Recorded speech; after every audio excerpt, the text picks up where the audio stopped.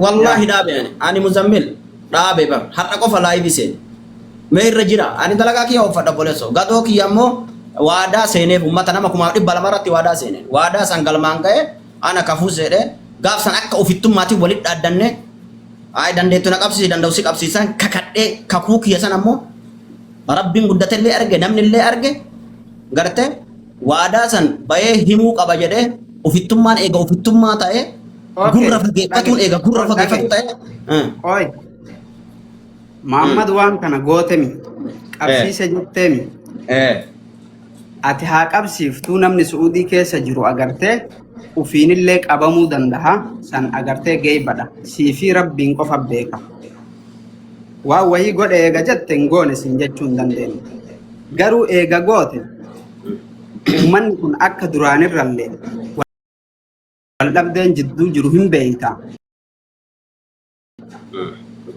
maal gootaa waan kana miidiyaarra ol baate anatu akkana godhe jedhu dhiirri bakka waan godhe hima cal'isaa dhagaika maal jedhee kakadhe beeyta gaaf duraa jechuu nama 1500 irratti kakadhe gaafa qabsiisullee laayivii seenee ani qabsiiseedhe isinii hima'e garuu qabsiisee haga inni biyya bu'utti hin dubbadhu jedhee kakadhe خلاص وهذا سنقل ما غيره أبان في دوام في يرودن لا اوكي كنا مو كنتم مامتي كوفا لمن تولى بربادت كوفا لمن تولى قوم بيسه اوكي اكو ما تي ارقب سيفتك انا يوسل لي سيقب سيسنو او تشلوتا كبانن ارسي بكمبو انغاف سن ميتي قبسيسو ميتي نغوم بيبنان ما في مشكله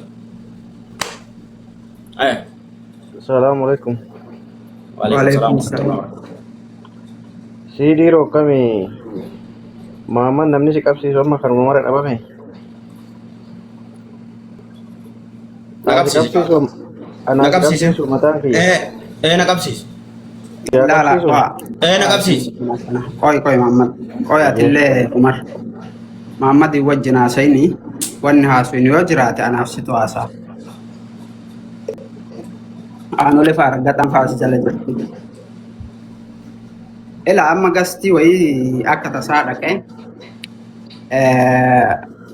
نعرف سنيفة أنا بوسان نتلولا لبسنا مرة تانا كستانا كنا تانا جتاجر تاني جولن تسنا كيجراني لمن ما دوم فالما نمو ملمان تمرم أنا جزء سنينجنو أبان برباد دوام في تاسودن ده توام برباد قلبودن ده namni nama sodaate nagaa labsuun jiru tigalee lubbuu ati hin qabne ani hin qabu atis foonjiidhan deemta anillee foonjiidhan deema wallaalan agarte walloo bakka hin buune wallaalan arsii bakka hin buune amataan agarte miskiina nagaa walit goree bishaan walirraa dhugee qabbaneeffatee wal bira taru akka inni wal nyaatu akka inni wal fixu godhaa jira kanarratti an akka muzammilitti akka nama dhuunfaa tokkotti wallaahi wa rabbal kaaba dubbii kana dhiisaa hin qosinaa gama wallootillee gamanallee an fakkeenyaaf Muhammad Shurrubbeetiin wallola hin beeytan yeroo baay'ee anaaf inni yoo wallole akka arsii fi wallotu wallole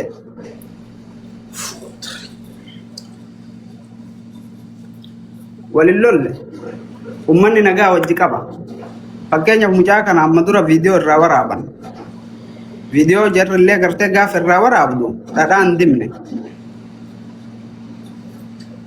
igale innillee waan kana godhe jedhe eefa waan kana godhe kuni wanni walloo bakka bu'u hin jiru wanni arsil Muhammad walloo bakka hin bu'u abdiin wanni bakka hin bu'u walloo bakka hin bu'u igale kanaaf wanni agartee baay'ee yoo ofumaa dharraa agartee dharraa huddummaan agartee muka isin barattee tumaan agartanii bara baraan kabajatu itti hin beeku malee waan nama walitti buusu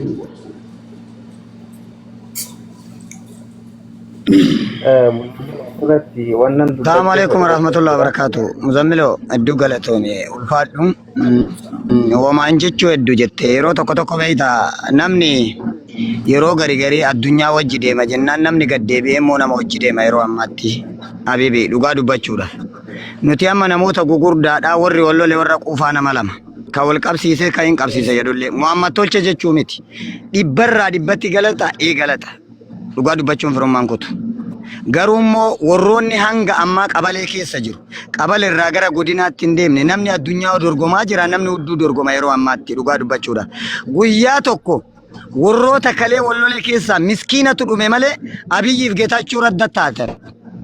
Miskiinatu ilma haadha miskiinatu boo'e malee guyyaa tokko namoonni walii ergan namoonni taa'anii haasaan sun du'een beeku miidhameen beeku. Seenayyoo isin gaafata ta'e warra kalee irraa waa baratan. Nama lamaa jecha yeroo mara walii bu'iinsi hudduu kun dhufa.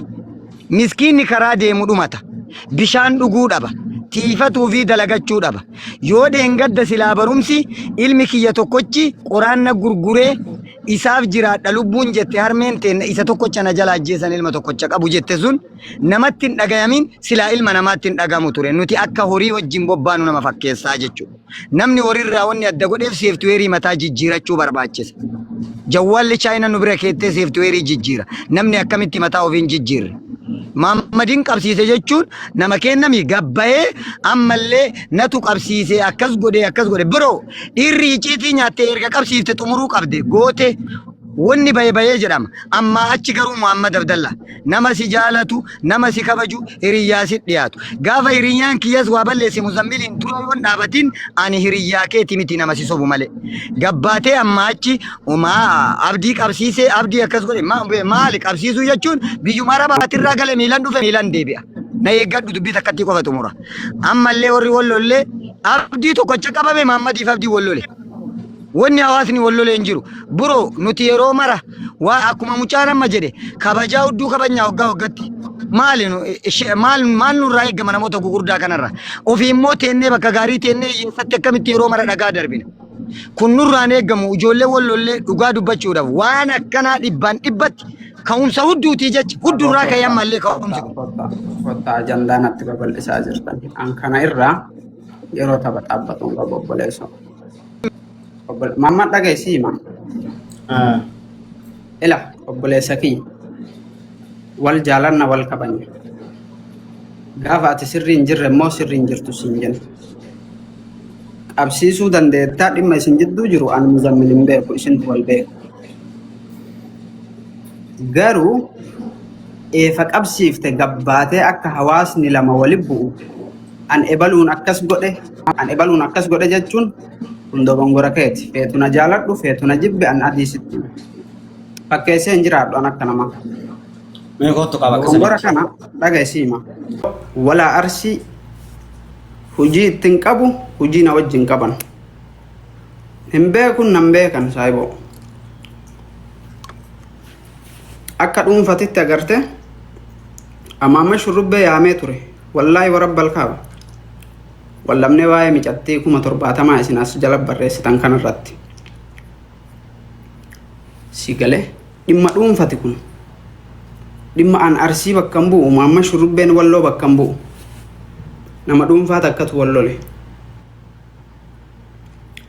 Akkanumatti gowwaa taatanii bara baraan agartanii miskiinuma karaa deemu akka waan agartee nama massaaraa qabatee jiru wayii booji'anii miskiina fidanii muka hudduu dhiibaa iyyisiisuun isheen biroo nu salacha'eera.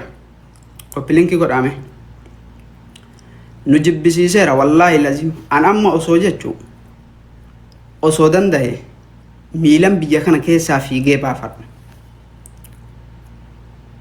Nama jettee akka nama jiraa dhiira qabee obboleessoo bar dhiira yoo qabde bar qabamuu isaa yoo beekteen ajjeestuu bar si galee isin nama dhiira qabee muka hudduu kaayuu bar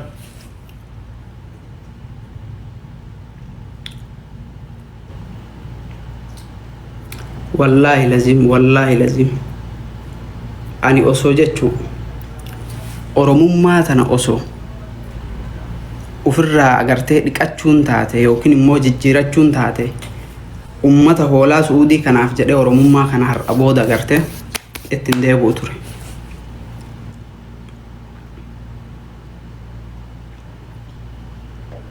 Mee rabbii isin uume sodaadha. Miskiina walloo tokko ka karaa deemu nama 3-4 hin qaba, muka hudduttiin dhiiba, viidiyoo hin waraaba. Faayidaan an argadhu jira. Obboleessa kiyya gocha fokkataa, gocha agartee ilmi dhiiraa dhiirarratti hin dalayne irratti dalage malee wanni hiikkan biraa jira. Dhiirummaan saniif naa dabalamu jira hin jiru. Okay, walloon tokkollee arsii tokkoon qaba. Biyyee afaanitti haree muka hudduu darbee live irra fidee akka fedhen godha. Waan argatu qaba hin qabu. Sigale mee yeroo tokko ila warri agartanii dhiini miskiinaa hawwii isinitti ta'es isinii dhaama. Yeroo tokko miskiina dhiisaa nuti warri miidiyaa irra jiru kun wal haa barbaannu. Wallaahi lazim nuti warri miidiyaa irra jiru warri miskiina bara baraan walitti buusu kun sigal akkuma miskiina walitti buufnu kana ufii walitti haa buunu koottaa. Hin jirtu takkatti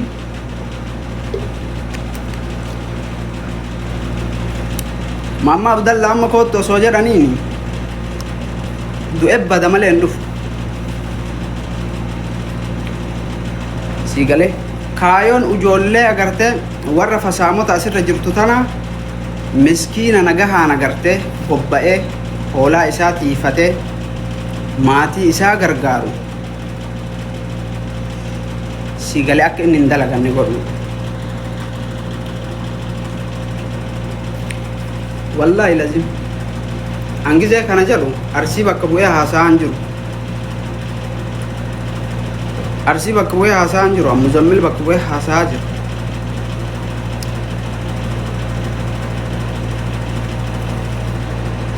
Sigalee kanaafuu an akka kiyyatti dhaamsi ani isinii dhaamu miskiinni bakka wal argitanitti wallaahi dantaa nama dhuunfatiif jettanii ila tiisisa walirraan kaasinaa. Bara baraan isin hoolaa godhanii agartanii ka wal isin ficcisiisan keef yaaki bar nama lamatu hawaasa kana guutuu walin naqaa.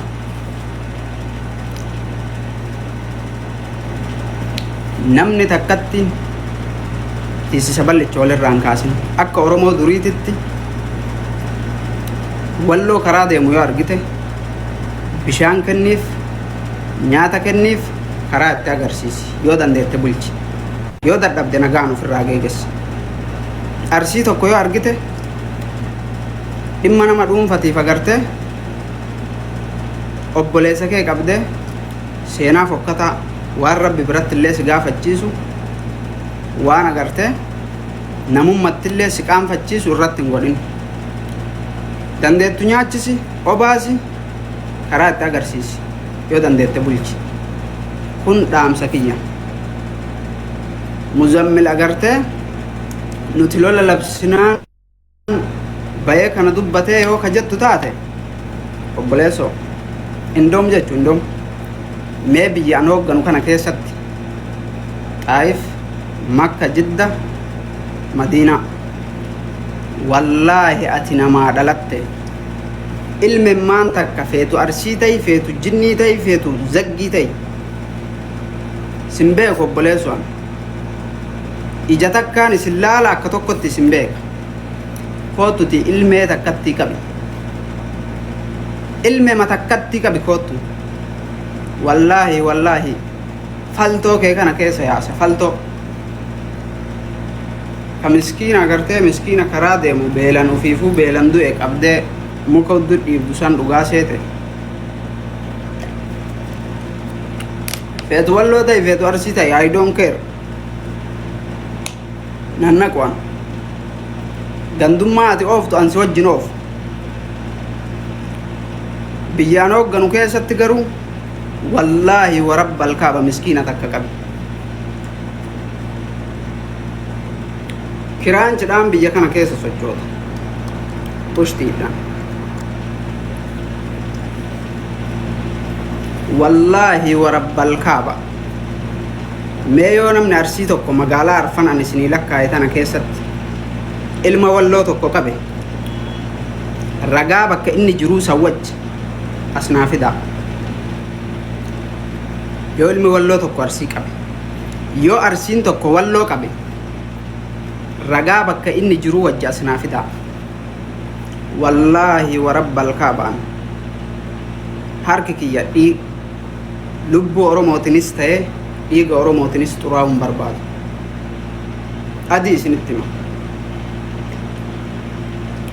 si gale garuu biyya kana keessatti dubbii goonan wallaahi warabbal kaaba shoot si godhe mootummaan shoot na goote an afaan oromoo sitti hima dakasitti waltumaa yoo lakki nuun ta'u jettan nuun tahuu hudduu muka nu baratte suusofne yoo jettan asiin agarte biishaa gaditti dhukkee walirraa kaasaa feetan hudduu wal naqaa feetan mataa walirraa muraa feetan wal qalaati mixmixaan tuqaati bilcheessaa wal nyaadhaa nannaqoon sigale garuu akka oromummaa wajji qabnutti akka agarte nama miskiinni yoo miidhame natti dhagahamuu tokko